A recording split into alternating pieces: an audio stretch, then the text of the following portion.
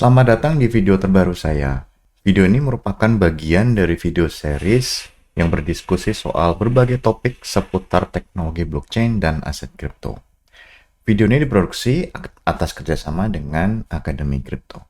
Nah, seperti biasa sebelum kita masuk ke materi, kita akan baca dulu halaman disclaimer. Berbagai informasi yang disampaikan di dalam video ini bukan merupakan ajakan untuk menjual atau membeli instrumen apapun, melainkan untuk tujuan edukasi semata. Termasuk ketika ada penyebutan nama produk, nama merek, nama aset, itu bukan berarti endorsement terhadap produk atau merek atau aset tersebut. Nah, topik apa yang akan kita bahas kali ini? USDC. Apa itu USDC? Nah, USDC itu adalah USD coin. Nah, mungkin Anda sudah menebak ya. Kita bicara soal stablecoin atau salah satu produk stablecoin yang pegging ke US dollar. Nah, jadi satu USDC itu setara nilainya dengan satu US dollar atau dolar Amerika Serikat. Nah, jadi tujuan dari pembuatan USDC ini adalah untuk memberikan stabilitas, transparansi, dan compliance. Nah, stabilitas ini adalah terkait dengan nilai atau value dari USDC ini. Kemudian transparansi dan compliance ini memang berkaitan dengan industri keuangan atau industri finansial. Nanti akan kita bahas lebih lanjut seperti apa model compliance yang dilakukan oleh USDC ini. Nah, USDC ini diluncurkan pertama kali tahun 2018 di backing oleh Circle dan Coinbase. Kita tahu Coinbase ini salah satu perusahaan trading crypto yang besar di Amerika Serikat. Jadi memang basisnya di Amerika Serikat ya. Kemudian sekarang USDC ini tersedia di banyak blockchain, tidak hanya di Ethereum tetapi juga Solana dan beberapa blockchain lainnya. Kemudian yang jadi hal yang menarik adalah si USDC ini fully compliant atau punya standarnya sangat kompatibel dengan ERC20. Nah, hal ini cukup berbeda dengan USDT atau Tether, di mana kalau Tether itu memang ada beberapa komponen yang tidak cocok dengan ERC20. Nah, sementara kalau USDC ini memang dia lebih modern, karena kan dia diluncurkan di tahun 2018, artinya lebih baru ketimbang Tether atau USDT. Jadi sebenarnya secara pemrograman USDC ini lebih enak dipakai karena kompatibilitasnya bisa lebih terjamin. Kemudian juga ada beberapa fitur seperti upgradability di dalam USDC yang tidak ada di dalam USDT atau Tether. Nah, kalau kita kembali sedikit soal stablecoin, kita diskusi atau bicara soal stablecoin. Apa itu stablecoin? Stablecoin itu memang tujuan utamanya adalah menghold nilai yang stabil. Jadi meskipun dia termasuk di dalam ekosistem cryptocurrency atau crypto aset, stablecoin ini memang punya satu karakteristik yang menonjol dibandingkan dengan token atau koin lainnya, yaitu nilainya stabil. Kalau di aset kripto lain, biasanya nilainya bervariasi, itu fluktuatif. Tetapi kalau stablecoin namanya stable ya, stabil, nilainya juga stabil. Nah, kemudian dia juga nilainya itu bergantung dari satu mata uang khusus, misalnya US dollar atau euro. Rupiah juga ada. Kemudian tipenya sebenarnya dari stablecoin ada 3. Yang pertama fiat back atau yang di kolateralnya ada fiat, yaitu USDC, USDT, BUSD, itu semuanya fiat back. Kemudian ada crypto kolateral. Jadi DAI ini contoh dari stablecoin yang kolateralnya merupakan kripto atau aset kripto, misalnya Ethereum. Kemudian ada yang stablecoin berbasis algoritmik.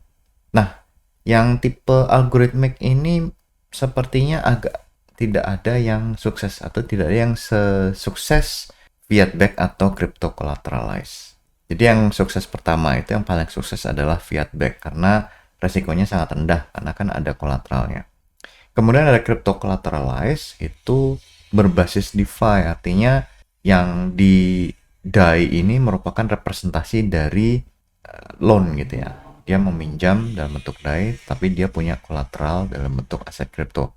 Nah, kalau misalnya aset kriptonya turun, gitu kan, jadi posisi pinjam si orang itu yang meminjam dalam bentuk DAI itu bisa terancam. Kalau misalnya nanti si value atau nilai dari aset kolateralnya makin turun, nanti dia akan dilikuidasi. Artinya si crypto collateralized ini masih punya resiko. Sementara yang algoritmik jauh lebih kompleks, kemudian resikonya juga jauh lebih tinggi. Jadi kalau kita lihat misalnya si Terra Luna gitu ya, kalau misalnya si lunanya jatuh, akhirnya UST-nya juga jatuh. Seperti jadi algoritmik memang sangat kompleks ya. Secara ekosistem, kemudian secara algoritma, banyak sekali hal-hal yang bisa menjatuhkan nilai peg atau kestabilan dari nilai yang diambil itu misalnya si UST. Kemudian kegunaannya juga macam-macam, bisa untuk trading, bisa untuk saving, bisa untuk menghindari volatilitas. Jadi kalau misalnya agak kesulitan kita membeli US dollar, entah itu dalam bentuk rekening atau entah itu dalam bentuk fisik, bisa juga membeli USDT atau USDC. Nah, itu kegunaan dari stablecoin. Nah, kunci atau fitur-fitur utama dari USDC pertama sebenarnya ini mirip seperti yang lain ya, fiat back. Jadi dia kolateralnya 1:1 dengan cadangan mata uang yang dia pack. Misalnya US dollar itu dia menggunakan tunai, ada uang tunainya, kemudian ada T-bills-nya atau treasuries, bondnya treasuries US Treasury. Kemudian dia juga diluncurkan atau diterbitkan oleh institusi keuangan yang punya izin yang diregulasi. Jadi aturannya ketat.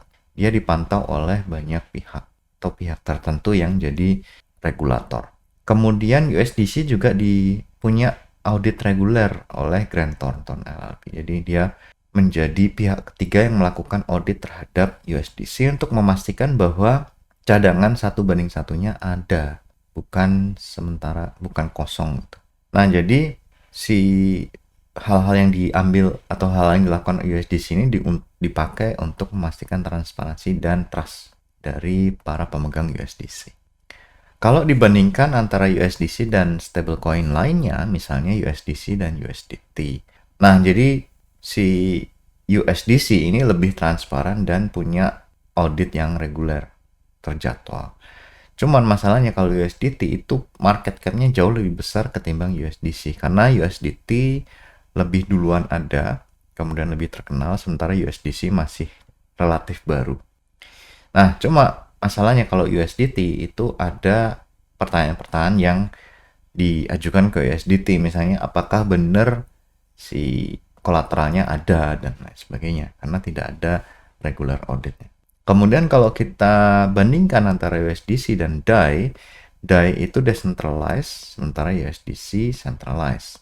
Kemudian kolateralnya DAI itu crypto aset yang fluktuatif nilainya, tetapi kalau USDC kolateralnya adalah fiat.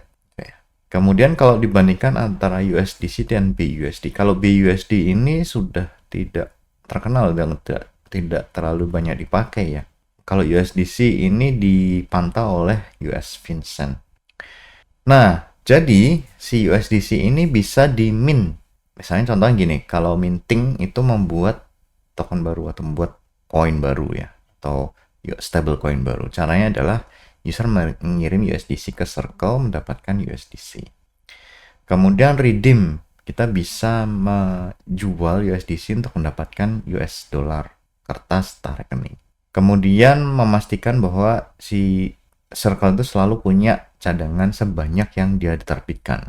Kemudian tidak ada proses mining seperti misalnya membuat Bitcoin baru itu tidak ada. Hanya di minting atau di redeem. Kemudian USDC juga punya dukungan multi-chain. Dia punya USDC di Ethereum, Solana, Polygon, Avalanche, Arbitrum layer 2-nya Ethereum, bahkan juga di Optimism, ada di Base juga. Kemudian dipastikan juga nilai atau valuasi dari USDC di semua jaringan blockchain itu sama. mau di Polygon, mau di Solana, 1 USDC ya 1 US dollar. Kemudian use case, apa yang bisa kita lakukan terhadap USDC ini? Misalnya trading pair ya, sama seperti USDT, misalnya BTC USDC atau ETH USDC. Di dalam crypto exchange, baik itu centralized maupun decentralized, misalnya di dalam aplikasi decentralized finance. Kemudian untuk on-ramping atau off-ramping, mengkonversi antara fiat dan crypto aset. Misalnya sebelum beli Bitcoin, beli USDC dulu, baru kemudian dibeli Bitcoinnya. Itu bisa. Kemudian ada protokol DeFi, misalnya lending, kan, di dalam AV, kemudian yield farming. Jadi kalau misalnya kita punya USDC, kita bisa meminjamkan aset kita ke dalam AV, di dalam AV. Kemudian yield farming, misalnya kita mau menyediakan jadi liquidity provider untuk menghasilkan yield. Kemudian bisa juga cross-border payment dan remittance, karena USDC kan ada di dalam blockchain, kemudian transfer dalam blockchain juga bisa dilakukan lintas negara. Kemudian bisa jadi alternatif penyimpanan uang sebagai untuk menggantikan mata uang lokal, misalnya kalau di negara tertentu inflasinya terlalu tinggi, kemudian mereka prefer menggunakan US dollar, tapi tidak mau pegang tunainya, bisa menggunakan USDC. Nah, bagaimana dari sisi regulasi dan compliance? Nah, si issuer ini terregistrasi atau terdaftar sebagai money service business. Kemudian mereka juga selalu bekerja sama dengan regulator di Amerika Serikat, karena Amerika Serikat ini yang paling rewel soal aturan keuangan. Kemudian ada laporan bulanan, kemudian ada attestation, artinya ada bukti bahwa si circle ini memegang sejumlah aset yang menjadi backup dari jumlah token yang di-issued. Kemudian mereka juga tunduk pada hukum anti money laundering. Kalau kita bicara soal risiko dan kritik terhadap USDC, pertama ada centralized control, karena issuer bisa memfreeze dana tertentu. Nah, sebenarnya ini jadi satu fitur yang mungkin dibutuhkan ketika si circle ini mau comply dengan misalnya anti money laundering.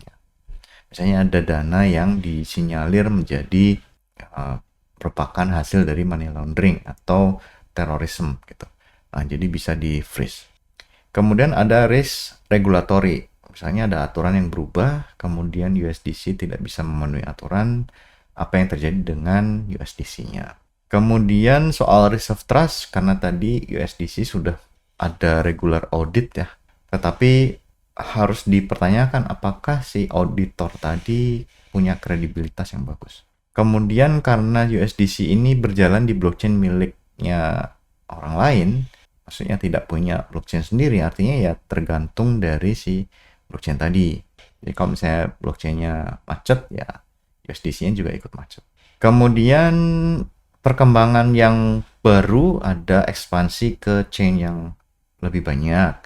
Kemudian integrasi dengan Visa untuk cross-border payment. Kemudian peningkatan adopsi terhadap USDC karena ya tadi secara pemrograman lebih enak USDC ketimbang USDT. Kemudian compliance di Eropa juga sedang diusahakan. Real world example atau contoh yang nyata ada crypto exchange gitu kan. Jadi kalau perusahaan exchange besar seperti Binance, Coinbase, dan Kraken itu malah menggunakan USDC untuk pair. Kemudian gaming bisa menggunakan USDC, kalau bisnis juga bisa menggunakan USDC untuk membayar freelancer, kemudian DeFi apps tadi sudah disampaikan. Nah, jadi USDC seperti apa nih masa depan? Bisa jadi CBDC compatible, misalnya kalau Amerika Serikat mau menerbitkan CBDC, bisa menggunakan USDC gitu, atau bisa menggunakan produk lain tetapi kompatibel juga dengan USDC. Kemudian karena USDC ini memang highly regulated atau diatur, artinya kalau ada regulasi yang lebih ketat, USDC ini memang bisa tidak punya pesaing gitu kan. Kemudian kemitraan antara circle dengan perusahaan lain, kemudian use case lain selain penggunaan tradisional seperti DeFi bisa juga dipakai di dunia nyata. Kemudian USDC juga punya produk namanya CCTP atau Cross Chain Transfer Protocol, karena USDC kan hidup di banyak blockchain. Jadi kita bisa melakukan transfer dari blockchain satu ke blockchain lainnya dengan menggunakan fitur miliknya USDC.